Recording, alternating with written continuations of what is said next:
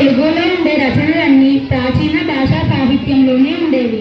అవి ఆ మహా పండితునికే గాని మనలాంటి సామాన్యులకు అందుబాటులో ఉండేవి కాదు.